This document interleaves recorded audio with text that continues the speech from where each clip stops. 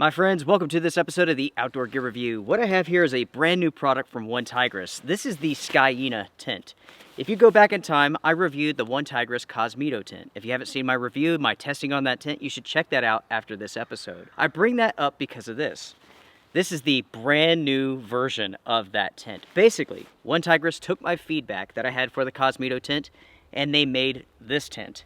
This is the new and improved Cosmitto tent. Talking about the Cosmitto for just a second here, that was a very interesting product. It was a 3-season tent. I like the design of it, but unfortunately, it leaked like crazy. Thanks to the testing done here at the Outdoor Gear Review, OneTigris changed their product information concerning that tent. After my testing, they reevaluated the product, and on their website, they put up a big warning that says that you are not meant to use that product in anything other than light rain. The simple fact was this: the tent leaked like crazy, it was not waterproof, and while I like the design, a tent that's not waterproof is practically useless unless you're using it in conditions that you can ensure that the tent is not going to be exposed to rain. A few months back, I heard from OneTigris and they stated that they were going to take all of the feedback that I had given concerning the Cosmitto tent and that they were making a brand new tent. Here we go. This is it, the Scaena tent. This is a 2-person, 3-season tent. It was just released. I just got this in. In this episode, we're going to take a close look at it. We're going to look at the features, we're going to look at the functions, and we're going to look at the quality. Then, my friends, we are going to go straight into the testing. We are going to do rain testing, wind testing, and I may even do some traveling to test this out in adverse conditions. So stay tuned to the channel. By the way, everyone, I should mention this. I am not working with OneTigris. They took my feedback, they made this product, but I had no input. I'm not a part of their company. With this episode, with my channel, I'm agenda free. I don't get paid by companies to do reviews. I don't care if you buy this product or not. I'm not going to get any sort of kickbacks. This channel is all about information, and that's it. If you go out to purchase one of these tents, this is what you will receive with it. You get the storage bag. It has a draw pull up at the top. You have a handle down at the bottom. Tent stakes, ground sheet. Let's take a quick look here at the tent stakes. We have 5 guy lines. Here are the tent stakes. These are made from aluminum, and you get 10 of these. Now, my friends, let's take a look at the tent poles. It looks like 2 tent poles here. We have a smaller one. And then lastly, everyone, we have the secondary pole, and this is connected. And we'll talk more about this in just a minute. With the poles, they are made from 7001 aluminum. We have the body, and we have the fly. Now, my friends, I'm going to set up the tent real quick, and I'm going to use the included ground sheet.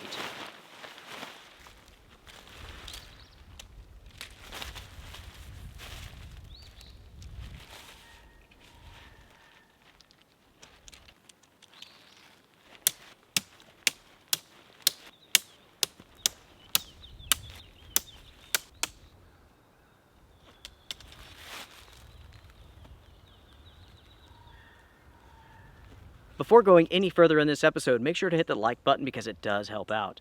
It's a great way to support the Outdoor Gear Review, and I appreciate it. All right, everyone, the body has been set up here. Here in just a second, we'll move to the fly, but let's focus on the body first and the unusual features because there are a few here. So you can see how it's set up. You can see that there's a lot of mesh. You have the top, you have a bathtub floor with high sides. You have 2 mesh panels here on this side. This is a door, this is not. Now you can see through this mesh, but not through this one. And that's because on the inside you have a fabric panel, or I should say panels actually. You can unzip these or zip these back into place if you want to stop air from coming into your tent. That is a very interesting feature. I've never seen that before with a 3-season tent. With these panels, again, you can unzip them. They also connect with Velcro. As far as this entrance goes, that's what it looks like. Again, you do have a very aggressive bathtub floor that's sticking up roughly 10 inches. This side of the tent is interestingly different than the other side. You can see that the design is different. You have a large door here with 2 zippers. Now, it should be mentioned, these zippers come together and they meet. And where they meet at, there's a good sized gap. It's about the same size as the tip of your pinky, and that's a gap that cannot be closed off. So the inside of this tent is always going to be exposed somewhat to like ants or maybe even mosquitoes. The likelihood of them getting in is low, but it can happen. The door opens up like this, and with both doors, they can be rolled back. Now that I'm inside the tent here, check out this panel. So you can see how they can both be taken down. That is really, really interesting. On the inside, you have two large pockets up on the top. These are huge. They are huge. You also have one small pocket next to the large door. Again, this tent features a bathtub floor. You have tape seams. And you also have a hook up at the top. Before I put the fly on, everyone, let's focus on these poles for a second. They feature a 120-degree bend, which allows for the shape of the body, the shape of this tent to be rather large. So the walls are high. They're not angled like a lot of tents are. Basically what that translates to is this. On the inside of this tent, you have a ton of space. So both individuals, this is again a two-person tent, they could sit up, they could change clothes. I mean, you could even stretch out if you want to.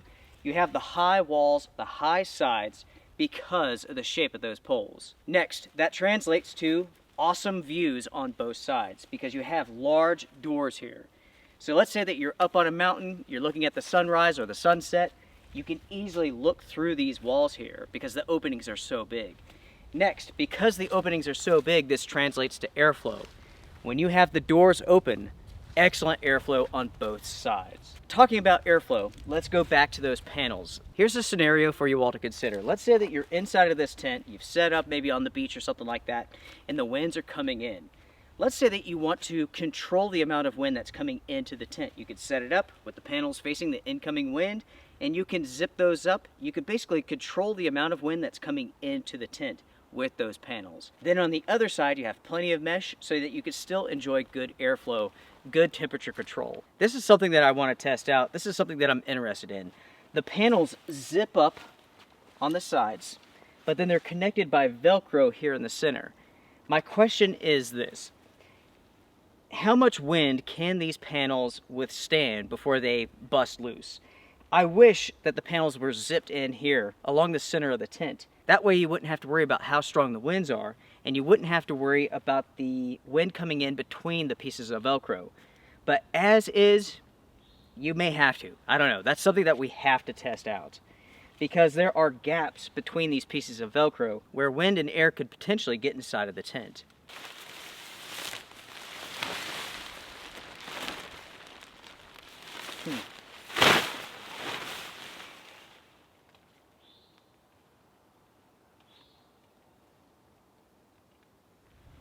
Okay. Boy am I concerned.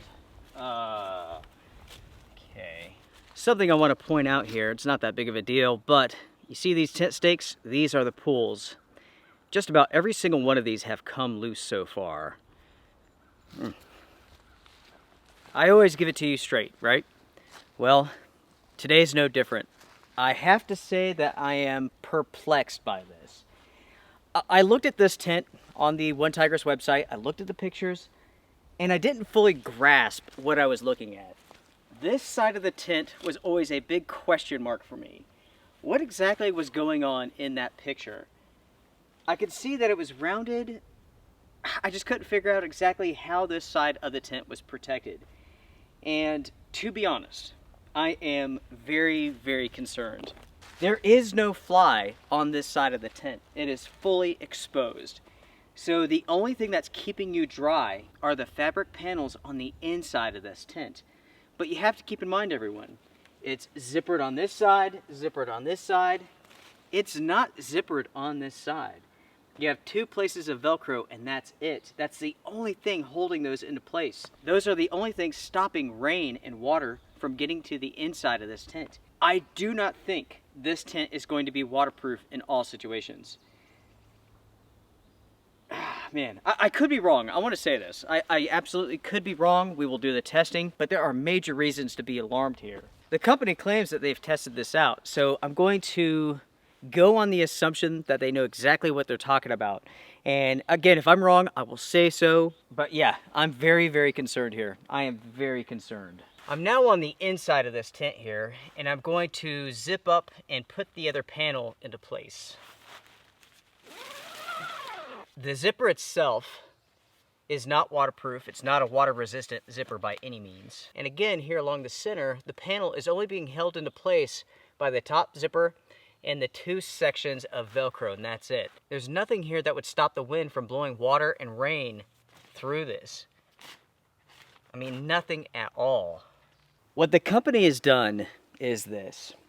They've removed the exterior fly, and they've put the fly on the inside of the tent behind the mesh. If it's a situation where the rain is simply coming down, you may not have a problem. But if you're in a situation where it's breezy, where it's windy, where it's really raining, I think there's a high likelihood that this tent is going to fill with water, and there's nothing to do to stop it. When I picked up the fly initially, I was thinking to myself, wow, this is so lightweight. This is why. The side is completely gone. I don't want to seem like I'm being too negative here, because again, I could be wrong, everyone. I want to make sure that's very, very clear, but based upon my 30 years plus experience with tents and whatnot, I do not think this is going to end well. Yesterday, my buddy Mike, we were talking about this tent on Patreon, and he sent me an email afterwards, and he stated that he had found 2 Chinese videos in regards to this tent, and he was translating the comments in one of those videos. In one of those videos, some individual claimed that his Scaena tent leaked. After seeing this tent, after setting it up, I do think that is highly likely, that is highly probable. Okay, let's go ahead and shift gears for a second here, and let's talk about the materials and the specs of this tent. The price of this tent is $250. As far as the available colors go, you're looking at coyote brown. When it comes to the materials, you're looking at YKK zippers, 7001 aluminum poles, aluminum stakes. When it comes to the body, that's a 40 denier silicone treated ripstop nylon that has a hydrostatic rating of 3000. The fly itself is a 20 denier silicone treated ripstop nylon, and it too features a 3000 millimeter hydrostatic head rating. When the tent is stored, it is 15.5 inches long and it's 8 inches wide. When it's all set up, you're looking at 6.8 feet long. It is 4.1 feet wide, and it stands 3.7 feet tall. And the weight of this is 5.3 pounds. Now everyone, let's talk about some features that I haven't mentioned so far. First, when it comes to the setup, this features your typical rectangle shape, with one exception. Here on this side, where you have these 2 flaps, the front pulls out, which alters the shape of the body. Next up, this tent can be set up without the inner. So you could set this up with just the fly and the ground sheet for a hasty shelter.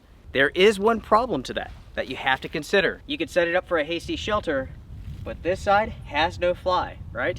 You will always have this hole here, so you're not fully protected. In my opinion, this is a big problem. This is a really big problem with this tent. And as I mentioned before, I couldn't quite gauge what was going on in the pictures. I was a little bit confused, and I know that other people were confused as well. Some people even thought that the pictures on the OneTigris website were of 2 different tents. I completely understand that, because now that it's set up, I do not get this. I do not get this at all.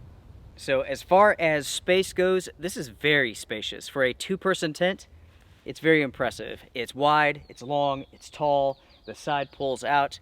There's a lot of space inside of this tent for 2 people, and that does justify the 5.3 pounds. Yes, the tent is a little bit heavy for a 2-person tent, but you do have quite a bit of space here. Next up, I love the fact that you can pull out the sides of the tent so you can have additional airflow. That's excellent. The overall setup process of this tent is very easy.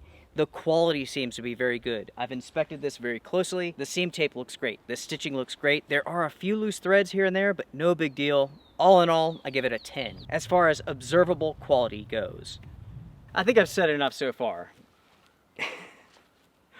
I have to admit that my mind is blown here. It's blown. Over the years, I have seen tents that feature internal flies, and they have all been the same. None have protected the users inside. There's always been leaking with internal flies. So to see this come back, I'm just scratching my head here. I'm really at a loss of words. So I'm going to go ahead and end this episode right here.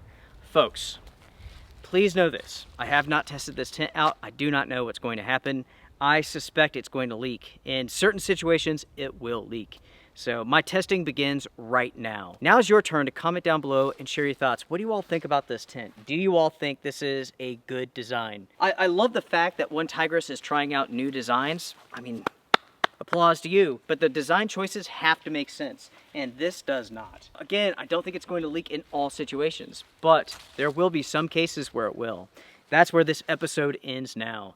Coming up very soon, I will have a setup episode concerning this tent. That is a series that I call Before You Buy. I will go over the setup process for both setups with this tent. The hasty setup and also the full setup. After that, I will have the test night episode where I get this tent out into some rain. We will see how it does. I may have to do multiple test night episodes with this tent because one simple rain test may not provide adequate information. This is a product that has to be tested out in the wind as well, and in heavy, heavy rain. After the test night episodes come up, my review will come up. My advice so far after looking over this tent is not to buy it. Hold off. Let me test this out because there are reasons to be concerned. I'm concerned. My mind is blown. Comment down below. Is your mind blown as well? Everyone, take care, be well, strength and honor. Make sure to hit the thumbs up because it does help the channel. I really do appreciate you all. I do. Bye for now, everyone.